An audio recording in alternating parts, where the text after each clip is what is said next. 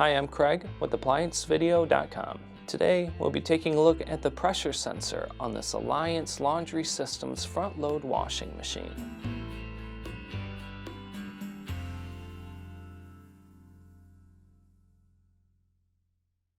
Stop. Before beginning any repair, always be sure to disconnect the power to the appliance.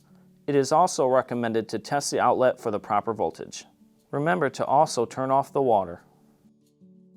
The main reasons why you'd be replacing your pressure sensor would be if the unit is throwing a pressure system error code or it may not be filling or draining correctly. To begin, click on the link below to view this repair video. ApplianceVideo.com guides you step by step, giving you the confidence to avoid recalls and callbacks, also saving time on repairs. Whether you're up against an uncommon repair or the latest appliance on the market, our videos have been created with you in mind.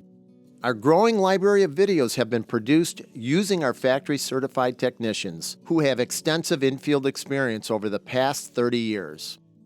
ApplianceVideo.com provides high-quality repair videos that anyone can follow, regardless of their skill level. We are here to help.